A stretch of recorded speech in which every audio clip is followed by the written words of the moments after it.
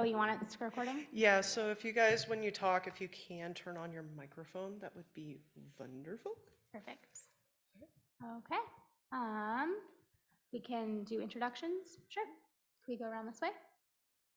Dan Stearns, they appointed me to the city council, so I'm on the city council, and they asked me to be a liaison to the transit committee, and I'm the liaison to the transit committee, and that I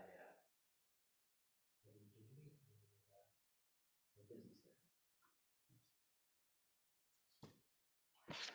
Paul Waterman.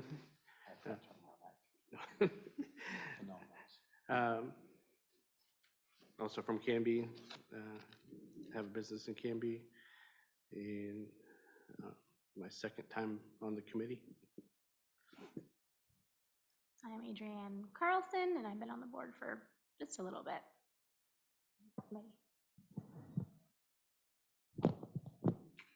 Colin Carney, I'm the new general manager for Transdev and at Canby Area Transit. And I'm Todd Wood, the director, Canby Area Transit. And Heidi Muller, transit coordinator for Canby Area Transit. Okay, thank you all very, very much. Is this the correct time to approve the minutes? Perfect. All right, does anyone move to approve the minutes from July 27th, 2023?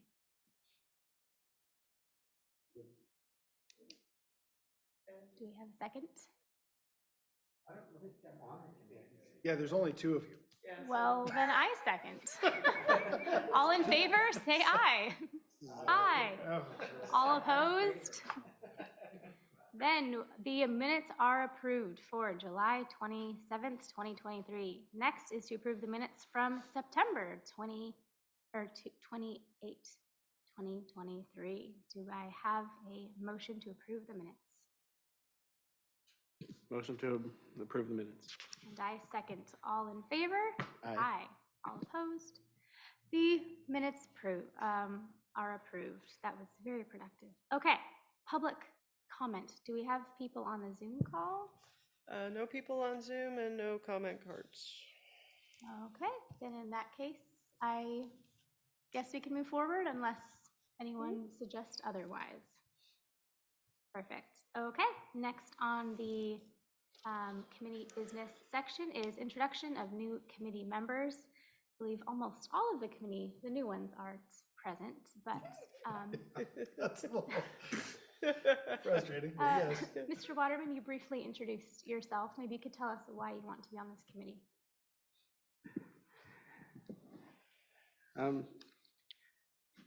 We have a local business in town. We pay Canby Area Transit tax, and I have family members who utilize the Canby Area Transit, and so a combination of all those things, and plus just being involved in our community, is one of the reasons why I'm on this committee. Thank you very much. We're happy to have you back. Yes, welcome back, Paul. All right, I can pass the gavel over to Mr. Wood if you want to take over the What do I have rest. to do? Oh wait, we got another member coming Oh, up. Stephanie's here. Stephanie's Yeah, here. Give you introduction. It's okay, come on in. I got you right over there next to Adrienne. You get to sit next to me. Yeah. I'm sorry.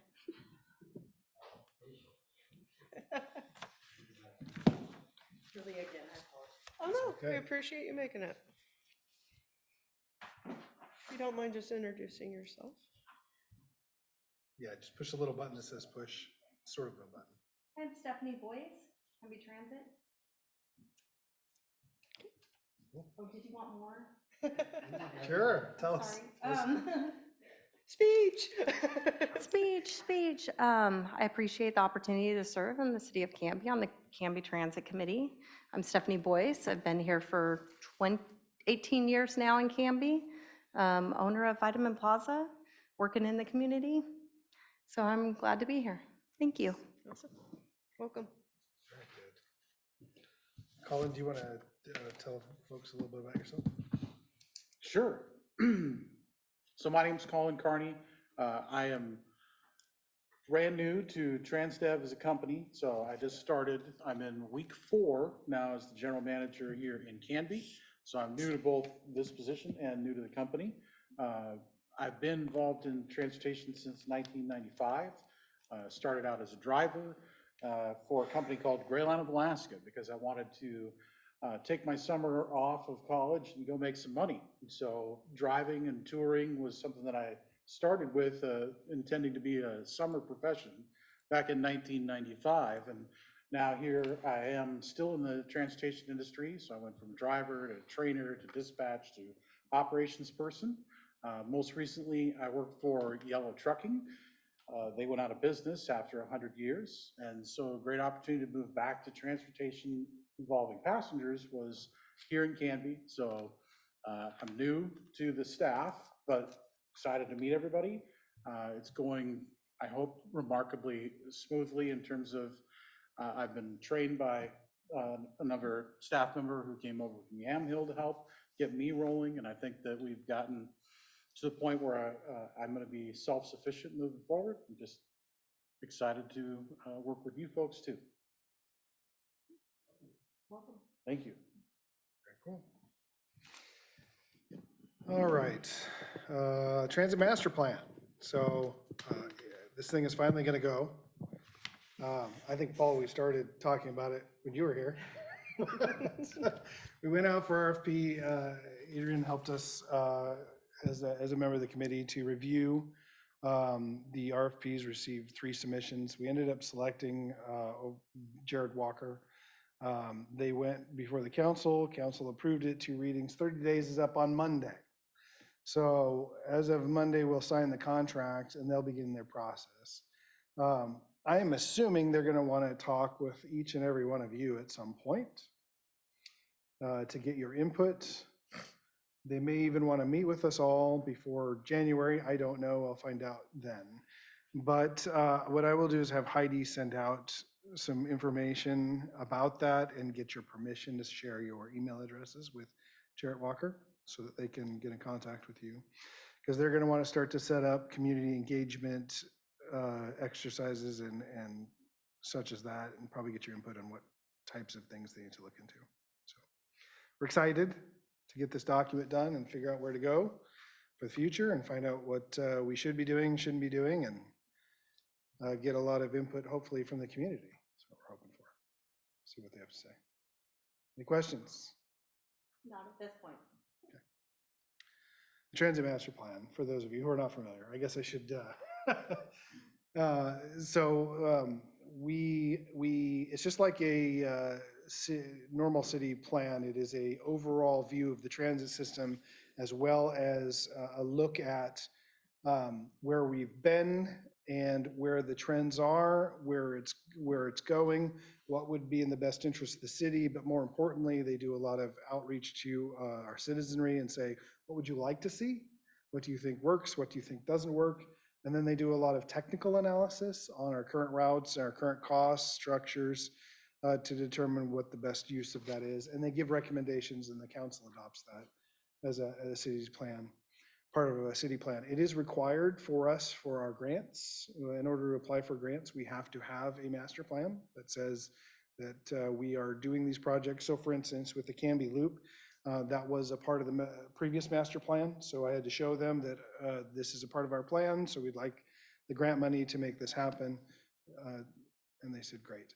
The state requires you to do it about every 5 years. That's not like a hard line, but once you hit about 5 years, they start asking you for an updated master plan.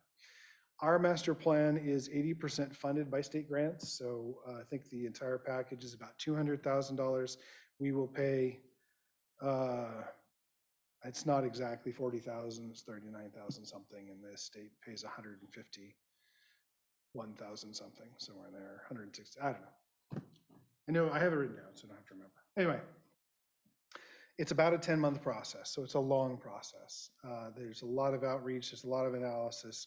They'll want to meet with us multiple times and talk with folks multiple times. They'll have multiple community outreaches. It's a pretty cool process. So.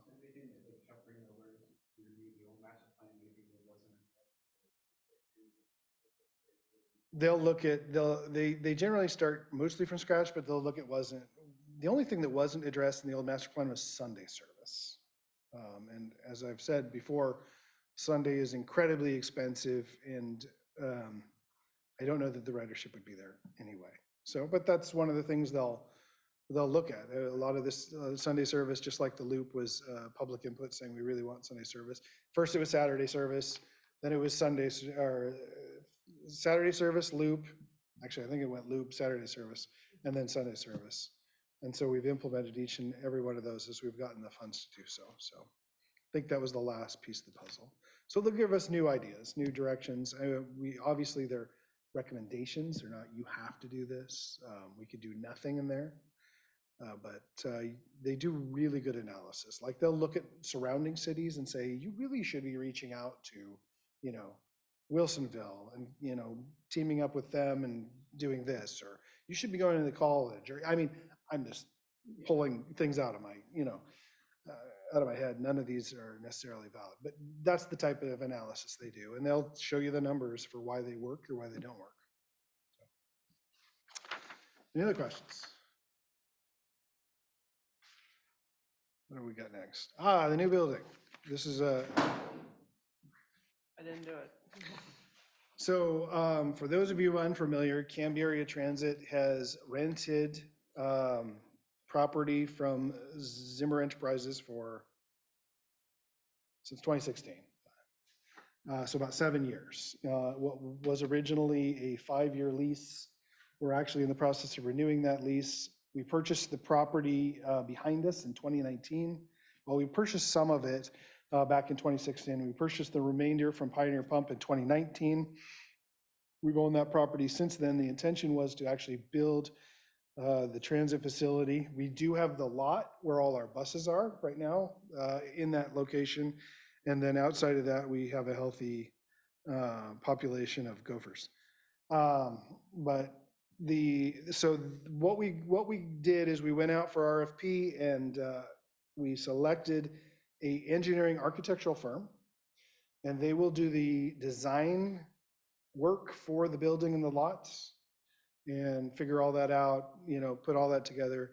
And then we'll have to come back at some point with all that information, go back to city council and say, we'd like to build this, and get city council's approval to build this. I don't know how long this process takes. We ended up selecting Waterleaf Architecture.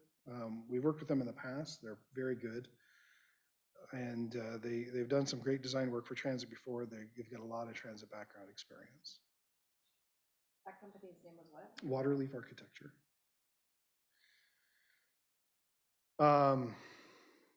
That entire package is about $560,000, not to exceed. So it may not cost that much, it may cost less.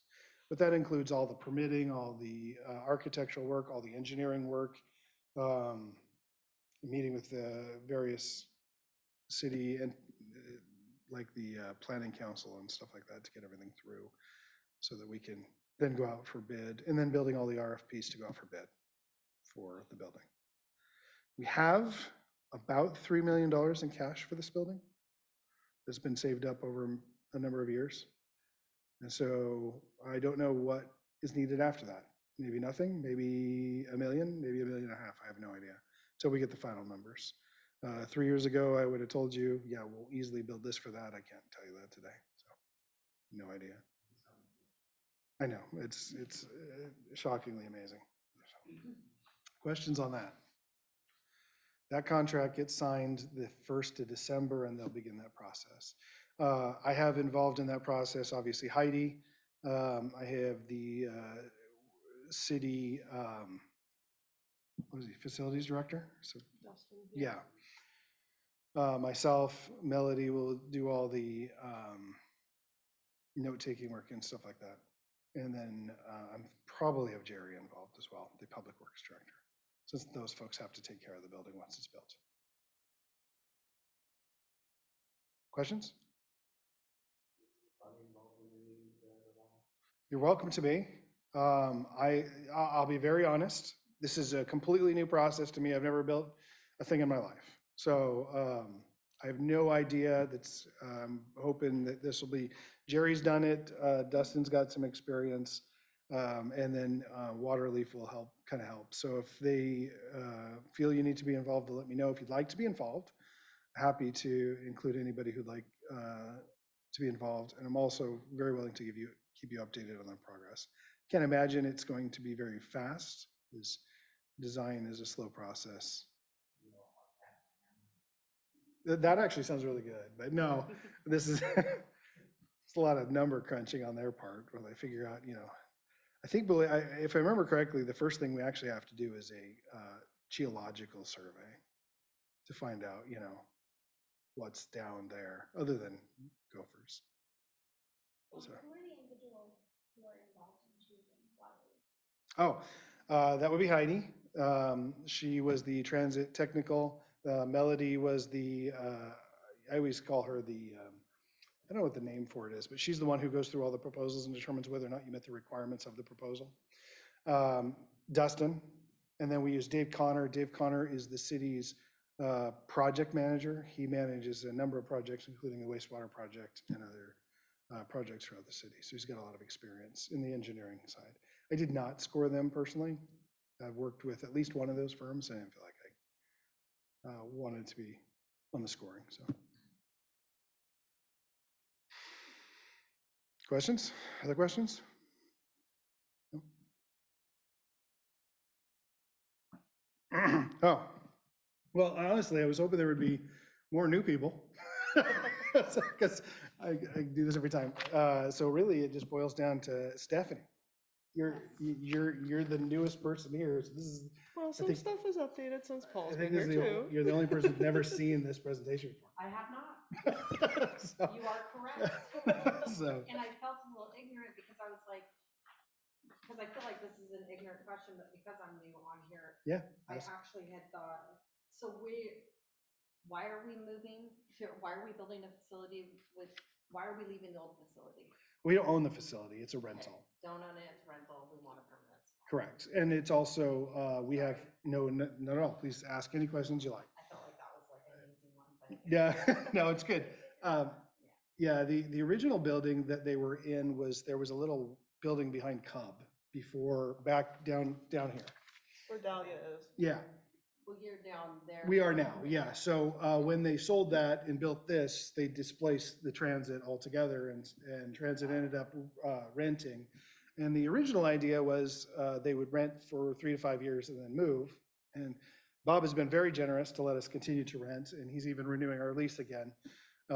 He's got some interest in our piece and he's got some interest in the piece next to us. So I know he's kind of anxious to get more people in there. At least that's what he tells me. We may end up in the interim moving next door because the vet wants our space. But we have 20 people who are located out of our area. We have 1 bathroom. It's tight. Yeah. So that's the reason. You're also gonna garage the buses at that place? No, we're not gonna garage the buses. But we'll actually have a actual place to wash the buses as opposed to the hose and the bucket that we use now. And we're gonna also electrify the entire everything, because I may be wrong, but I think in short order, the governor is going to stop us from buying diesel gasoline. So I'm trying to prepare myself for that possibility. And then the offices, of course. Yeah, the maintenance still will be at the city shops. I don't see any reason to move them. We got 2 maintenance gentlemen. They have 4 bays, almost always with our buses in them. So there is future possibility expansion of putting a small shop on the property, but there's no point in building unnecessary buildings. We'll also have chemical storage for DEF for as long as we can keep our diesel buses going. Hopefully it'll be a while, so. Yeah. I hope that makes sense. No, it totally did. Yeah. I was just catching that. No, it's good. Ask away. I went to the website, I yeah. read stuff, you know. So this is really brief, what I've done here. I wasn't sure how many new folks. Some folks are very familiar, some folks are very not. And I also apologize for not copying it correctly, so now you have to flip it like this. But that's my fault. So, anyway.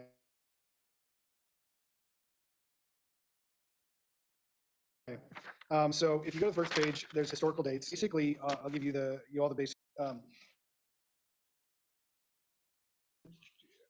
Rose City Transit collapsed, and that was Portland's transit organization. The state stepped in and created TriMet, which is the Tri-County Metropolitan Transit District. And they enveloped the tri-counties and most of the territory in and established a payroll tax. And TriMet then served much of that area and collected the payroll tax in that area. I don't know when TriMet started serving Canby personally. I know that they've been here since at least the 80s. I don't know if it was before then. Somewhere in the 90s, the small areas outside of the TriMet district that was being served and taxed by the TriMet district said, this isn't right. If we're going to get taxed, we should get more service. And so it started with South Clackamas. They went to the state and said, we want out. And the state and TriMet said, all right, we'll let you out. However, there's caveats. The caveats being that if at any time you don't serve or choose not to serve, then we have the right to take it back over. And that you will collect your own payroll tax. We won't collect it for you. And then after that, Wilsonville said, hey, if they're out, we're out. And most of Wilsonville came out. They're still fighting to this day over some of that territory. And then it was 2000, Sandy went and asked for the same thing. And in 2002, the city of Canby said, you know, we're getting one bus every hour. We think we can do better with the money. And so they went to the state, and it was shortly, I don't know how long after Canby left this, TriMet said, please stop this, and they put a stop to. So nobody else has been able to leave since. The only people I know that have gotten out has been the city of Boring, and they voted out all transit service out of the city of Boring. So, Just so my understanding is correct, yeah. that there isn't a choice between transit and no transit. The choice is between TriMet and Canby. And right now, we pay 0.6%, while TriMet pays 8.09 or 8.19 or something like that. I can't remember. Yeah. 8.2. They raise it every year, so we're cheaper. I think we You said 6 point what?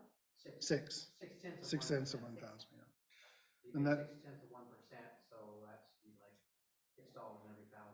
That's the businesses. Yeah, you know that, you're a business owner. That's the businesses that pay that, not the people. There is a separate tax that the state enacted in HB 20, called HB 2017. That is the payroll tax on everybody's payroll. So regardless of where you live in the state of Oregon, if you work in the state of Oregon, yeah, I guess you don't have to live here because nobody in Vancouver lives here that works here. They take a portion of your payout and for transit purposes. That's only payroll. If you're self-employed, the one, Yeah, you do if it's up to a certain point. If you get, like, if you're wealthy enough, there's a break point. But you're right. I feel the phone's out first. Yeah. So you're correct. My wife has a small business and she does not pay the tax because she doesn't make any But money. if you do payroll like that. Yeah. Well, Boring pays that tax. Everybody pays that tax. You pay that tax if you're in the desert. They have no transit, and I don't know how they got that through. I was working at TriMet at the time, so Boring completely voted out all transit, but they really didn't have service anyway. And the biggest thing that hit Boring when they did that is they also lost all their dial ride service, and that's been a huge problem for them because now their elderly and disabled population no longer have service. So. This county has been trying to pick up the slack there. Sandy is trying to pick up the slack. They're actually going to start running a bus through Boring to Clackamas Town Center using the money, the HB 2017 money. So the current IGA that we have says that should we stop transit tax, TriMet has the right to take it over. Once TriMet takes it over, I have no idea where it goes from there. So. That's completely, this entire system is up to the city council. The city council could tomorrow vote it out, and then it would just fall back to TriMet. So that was a long discussion. Any other- I'm just saying that. Okay, either way. So so then they started service and they started the loops and the 99 service, up and down 99 and the loops. They had 3 loops at the time. Then 2011 hit and everybody tanked, as you probably are all well aware. Again, I was working at TriMet at the time. We laid off 100 non-driving staff and stopped hiring all driving staff. So it hit everybody across the board. The city of Canby lost enough money that they had to shut down all their loop service and then reduce their 99 service. They started dial-a-ride service to try to pick up the slack for the lost loop service. Back in 2018 then, the state came to Canby and said, well, okay, you have a 99, but we notice you're serving Woodburn to Oregon City and you have all these stops. So if you're gonna keep servicing all these stops, you also need to have dial-a-ride on all these stops, or you need to take out some of the stops. And so Canby took out some of the stops. And so now it's considered commuter service. They changed the name to 99X because it only serves, I think we have 2 stops in Aurora, 2 stops in Hubbard, and 2 stops in Woodburn, right? In one direction, so. Roughly. Yeah. And then we have something like 1, 2, 3, 4, 5 stops in Oregon City, or going to Oregon City. Going. Yeah. So, we do all dial-a-ride inside the city of Canby, and one of the special caveats with the IGA with TriMet and the city of Canby was that if we pulled out, not only can they take it back over, but we must provide dial-a-ride service for anyone who lives in Canby and wants to go to Oregon City, or who lives in Oregon City and wants to go to Canby that qualify under the ADA. So we have trips where we drive up to Oregon City, pick somebody up, bring them to Canby. For instance, we had one individual that wanted to go to Canby school as opposed to Oregon City, and they were disabled, so we'd go pick them up, bring them to school every day. We have a number of people we take up to the hospital. We have a number of people we take up to work, and we have somebody that works at Fred Meyer's up there. Yes. Yeah. So there's that's been there since the IGA. It's never been revisited. I don't know what that looks like to revisit that, but that's been there since the city pulled out.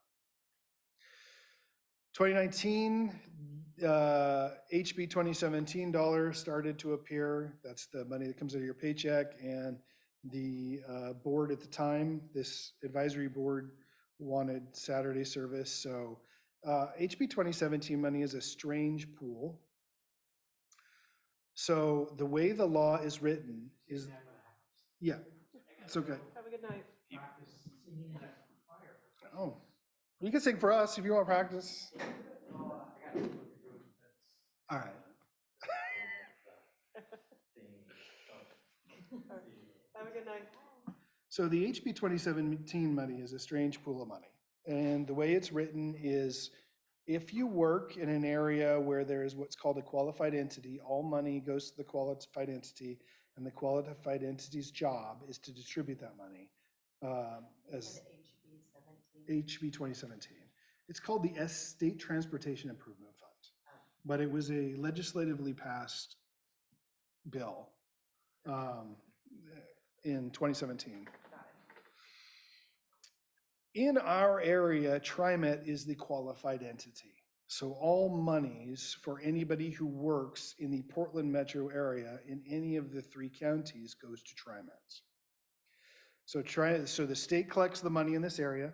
That money is then distributed to TriMet, and then we have to go to TriMet and say, we'd like this amount of money. Now TriMet's got a calculation saying, we think this much money is generated in Canby. And we say, we'd like to use that money for this project, and this project. And then they have a board, kind of like this one, that votes on those projects. They've never said no to any of the outside properties projects. And then from there, it goes to the TriMet Board of Directors. And the TriMet Board of Directors approves that package. And it's a huge package. It includes all of Sandy's projects, all of TriMet's projects, all of ours, all of Wilsonville's, all of South Clackamas's, all of Ride Connections, all of Multnomah County's, and all of Washington County's projects. And the board approves it, and if the board approves it, it goes to the state, and then the state distributes that money to TriMet on a quarterly basis, and then they send us a portion of that money every quarter. I think it's for us, the total package, what's considered outside of TriMet's district, something like 5% of the out-of-district money. Turns out to be about $300,000 a year, give or take, that we collect. So it's a strange pool. So one of the things this group does, and we will do this again sometime next year, is we're going to look over the projects we're currently funding. What we're currently funding is all Saturday service and all the loop service with this money, and decide if that's how we want to continue to use that money. If we don't ask for any money, it goes to another property. It just doesn't come to us. So it behooves us to continue to ask for the money that's generated in the city of Canby for use in the city of Canby. It's not like they stop collecting it. They keep collecting it. They just give it to somebody else. So in 2017, when that money started coming, we started Saturday service. It was a fairly small pool of money at the time, so Saturday was about what we could do. We started doing 99X service and dial-a-ride service on Saturdays. All our services are contracted out. The city itself only has 3 employees. It's myself, I'm the director. I also oversee the fleet department for the city. Heidi, she's the transit coordinator. She oversees a lot of the operational stuff for the area transit. And then we have Melody, who is the administrative assistant who keeps us functioning as an actual semi-professional organization. She takes care of a lot of our documents, a lot of our filing, making sure everything's where it's supposed to be. Everybody else is contract. And every so many years, we have to go back out. I think it's 6 years, 6 to 8 years is what the state requires. We do generally 6-year contracts. We tend to do a 3 to 4 years with extensions. We did a 6-year contract in 2021, or 2021, with 3 years guaranteed and 3 one-year extensions. We are at the end this year of our 3-year guarantee, so now we negotiate the extensions each year for the next 3 years. At the end of the 3 years, we have to go back out for RFP for a new contract, whether that be the same contractor or a new contractor. That's a whole process. And Paul, you were involved with the process to get our current contractor, so you're familiar with that. Yeah, it's a huge undertaking. Because then you have the whole transition process. Last time we had MV, we transitioned to First Transit, and it's a fairly large undertaking if the contractor switches. They were with MV for a number of years before switching. In 2021, the money from HB 27 increased enough that we were able to start the Canby Loop. The Canby Loop is a free service that runs around the city. It is 100% funded by the HB 2017 money as far as the contractor costs go. And it runs 6 to 7, is that right? Why can I not remember? The loop. On the weekdays? Yeah, Yes. we'll get there. It runs 22 times a day, every 28 minutes, give or take, about every 30. It's actually been very popular, been very surprised. I mean, just being very honest, I did not think it would be as popular as it is. We get a lot of high schoolers. We get a lot of local folks. We're up to about 80 rides a day, which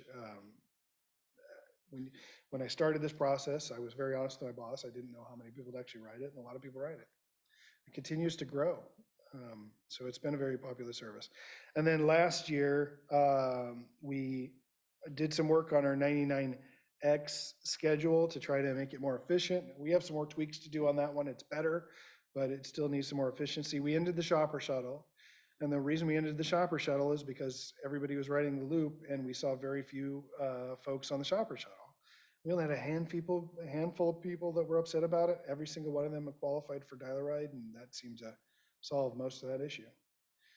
And then just this September, we started the Saturday loop, which was the next item on the list, and our HB 2017 dollars increased enough to start the Canby loop. It runs 8 to 9, 8 to 9:46, yeah. And it's just started, so we're just getting the numbers. We're doing what, about 50 rides a day? Yeah, the last couple weekends, we've actually exceeded over 50 Yeah. riders a day on a Saturday. Right.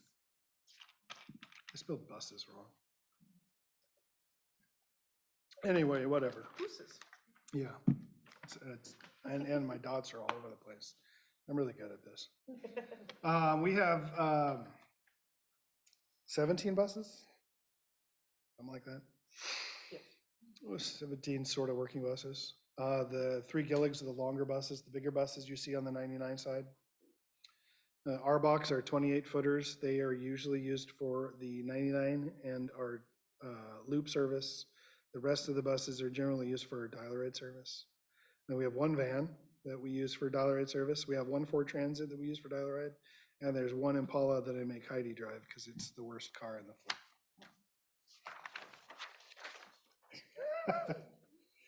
I'm sorry. All right, so just an overview of our services.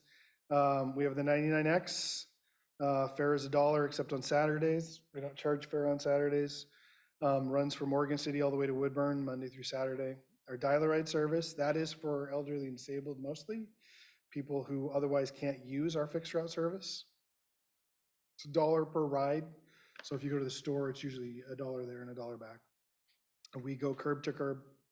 So we'll pick you up at your home, we take you to where you want to go, drop you off, pick you up, drop you off. It's probably one of our more popular services. It's probably our most important service. We have a number of people we take to dialysis, a number of people that couldn't get to the hospital otherwise, folks that couldn't get to the grocery store. It's always the service I consider to be the most important. I know people use the 99X to get to work, and that's very important, but it allows people that otherwise wouldn't have an option to get out. And then we have our loop, which is our free service that runs through the city. It runs now Monday through Saturday, and it loops through Canby. We tried to design it in such a way that it hit most of the schools, most of the parks, and all the stores. I think we've hit all the stores just about. Yes. So that we could try to get, not all of them, because we don't go up 4th and Redmond, where, that area. It's more industrial. Yeah. These are just the times on the 99X. You can see the times on that one. Same thing with the next one, the loop. That one shows you all the stops plus the times. I should have added this better, but I kind of threw this together quick. Loop only runs in one direction. And then our dial-a-ride service, we have 2, complimentary and general public. Complimentary is required by law. Anytime you have fixed route service, you must provide complimentary dial-a-ride service for those who cannot otherwise use fixed route service. So that's why it operates 5 a.m. to 8:15 Monday through Friday and 8 to 6:30, because those are the times we have regular fixed route service, not commuter fixed route service. And then we have a general public dial-a-ride for people who are not necessarily elderly and disabled. If we have room, we will make room for folks. We often don't have room, so we rarely have a lot of general public on our dial-a-ride service. Which is fine. It was more built for the purposes of accommodating the loop when it went away, and now that's done. This is 2023, 2022, 2023 ridership, so that means this is what stopped in June. We measure our ridership from July of the year all the way to June, because that's what all our reporting does. So just to give you an idea, a dial-a-ride, we did about 12,000 rides last year. On the weekend, about 1,000, so about 13,000 rides. Our 99X, we did about 51,000 weekday, about 4,000 on the weekends, so about 55,000 rides there. And then our loop did a little over 12,000. So last year we had about 82,000 rides given on our system. So still a little on the low side. Like to see that up closer to 100, but the pandemic took us down pretty far. So we're actually coming back nicely compared to some other properties. Funding, everybody wants to know where we get the money from. The big blue is, of course, the payroll tax. That is the tax on our local businesses. If you own a business, operate a business, you pay the payroll tax, and are familiar with it. The 5311 is a federal grant. It is based on ridership and population. And we receive that every 2 years. We receive about $600,000, give or take. The 5310 is a federal grant. It is specifically for elderly and disabled. We use that for our Dial-A-Ride. That is about $190,000 every 2 years. I am hearing that is going away in the next 2 years. So we'll see. The STIF is a State Transportation Improvement Fund. That's what comes out of everybody's paycheck. That one is state, not federal. And that one, it says about 22%. That's about right. That funds our Saturday service and our loop service. And then our fares, about $1 per boarding on everything except for the loop, and Saturdays is only about 2%. We collect about $60,000 a year in fares. That's been pretty steady, except during the pandemic where we stopped. And that's where our money comes from. Questions about those things? No, not at this point. Oh, that's it. Very That's- well at explaining. I I'm tried. keeping up. I think that's about it as far as this goes. I'm open to any questions you may have otherwise. Do you have any? And any other information you'd like to have, I'm welcome to provide. So you're welcome to email us or call us and say, can I get this? Can I find this out? Most of our information is public. I mean, all of it's public, but when I say most of it, when I say most of it's public, meaning, like, for instance, our entire budget's online. You can go online and get our budget, all our documents. If you go to our website, you'll find all our documents, like our Title VI plan, our Transit Master Plan. They're all online, but we can provide you copies of all those. So, but most of it's already available, but we're happy to give you a link to it. And then with that, Heidi has the most recent report through September of what our ridership looks like so far. Yes, my apologies for not getting you guys through October. It's been quite a week. So just kind of a quick overview of the weekday, weekend ridership and overall services. So our 99X on the weekday service did kind of take a little dip, just not even a full percent. Our loop, though, is still exploding. Yeah, that's it right there, the one she's gone through. Yeah, that one. Our loop is still going up. With school starting, as you can see, our loop kind of bumped up a few extra, and it continues to rise. Our Dial-A-Ride has decreased a bit from last year, and you know, a few with our general public as well. So there's that. So overall in our weekday service, we're still up about almost 8%. On the weekend service, it's still increasing kind of steadily.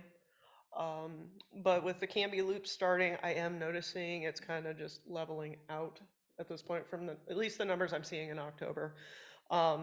And the 96 for the Canby Loop passenger totals, that's actually for only 3 days of service. So it's not for the full month, it's just for the 3 weekend days that it was actually running.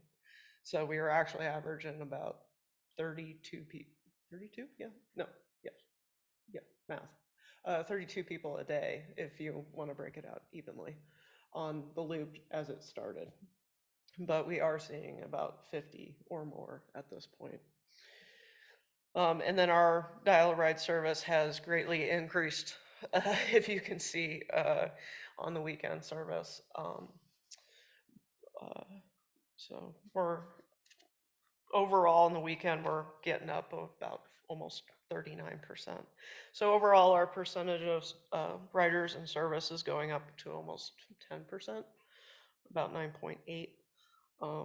And we're pretty steady. It's just a hair under what we had last year, but I'm expecting to see that number continue to go up as time goes on. I know it's a lot of numbers. So if you have any questions, I'm more than happy to try and answer them. And We should see a drop in November and December. It's pretty typical. The weather Yeah. gets colder, everybody goes out on holiday. we lose some service. We are going to be closed on Thanksgiving Yeah. Day, just Thanksgiving Day, and also Christmas Day. And then Upcoming. school shuts down for several weeks. So we usually see a drop in ridership in those areas. Generally, November and December are two of our lower months throughout the year, followed closely behind by in July, because everybody goes home to get out of school. And though I was a little surprised this summer, the loop did not drop quite as much as I expected. I thought with the high school kids, we'd see a much larger drop. If any, I actually saw more kids riding the bus So at that was times. It's worked out for the high schoolers quite a lot. In the school bus system, but apparently there is a radius, they won't pick you up. Yeah. Like, and so a lot of the high school kids are now using our bus because we go down township and it's not that far of a walk, but if it's pouring down rain, it's, and they'll ride our bus to the school instead. So. We haven't seen, we did hope to see more from Baker's Prairie because they had called and asked us, can you please stop by our school? So we put a stop by the school. And I'm hoping to, when some things settle down, to hopefully do some outreach with, like on a parent-teacher night or something like that. Maybe talk to the school about doing a table booth, talking to them about the service. The other thing I quickly wanted to mention, it's not quite on the agenda, but we do have some upcoming events here in town, like the local Saturday local business event to shop local after the holiday. So we're going to be promoting that with, especially with the loop service, ride downtown, shop local, for all that. And I'm still working on the light up the night, getting that planned out with potentially extending our loop service. I'm working with Colin right now to see if we have the staffing to provide an extra couple rounds of loop service so people could ride the bus to the light up the night event at Wake Park and meet Santa Claus. And then at Mini, I did an event at Hope Village for their Health and Harvest Festival recently, and I must say over half the people were asking me about our holiday light tour. And yes, our holiday light tour is happening. So I got some posters out. explain what that is. Okay, yeah, okay, I'll get into it. I'm beyond it. I got posters out. So the light tour is for the 14th of December.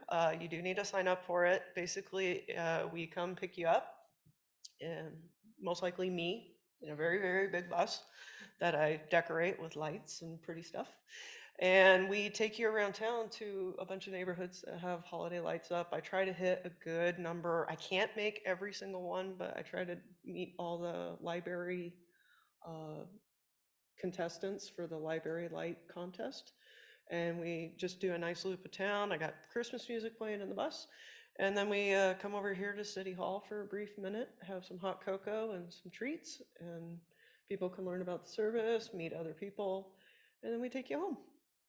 So that's planning. So sign up for that. I believe memory starts the 28th and ends that Monday before the 14th. So I think that's the 11th.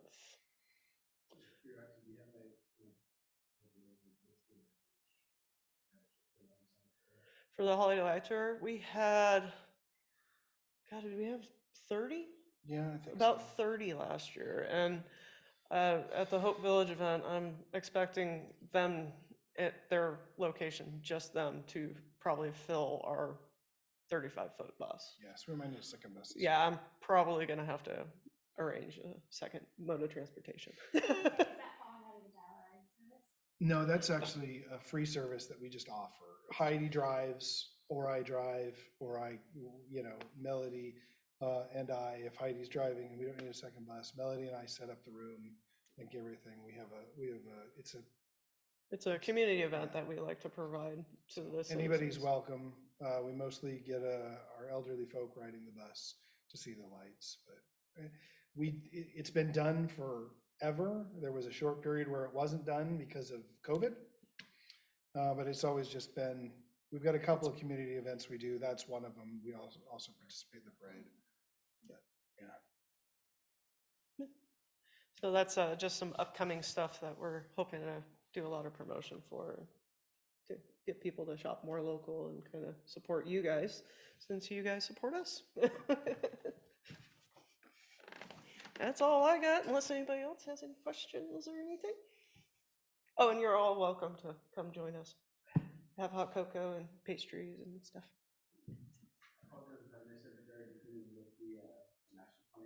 Mhm.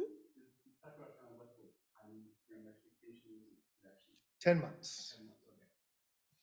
Yep, they'll start Monday, and then they estimate 10 months total process. And then for Stephanie, just so you know, there may be a potential that we might have to request some extra meetings to do like master plan stuff. So it might not be like every other month. Usually in these processes, we have to do some special meetings to discuss with them. And I'm okay with that. Okay. It's just a matter of if. It was- I just didn't want you to, Parade over. yeah, I just didn't want you to go, oh, that came out of left field. I'm all good with that. All right, I perfect. try to work with everybody to Yeah. get a time frame that works. And if Thursdays don't work, we'll work on a different Find a day better or day. find a better day for everybody. Thursday works. Most of the time I don't have a customer near the end. So. That's Today I was like, really? Tonight? The one night. Yeah, 'cause I gotta go, but thank you. You're welcome. Questions? Nope. Okay, perfect. Then I move to adjourn. Do I have a second? Yep. First, second? I say it, second, All You'll right. get the hang. Stephanie seconds. Perfect. Do we need to do an I for that? I always forget. No, Well, you can okay. if you want to. I think we all agree that we can adjourn. Okay. All right. So, Meeting is be- adjourned. Yeah, Yeah. it's fine. We create this agenda, but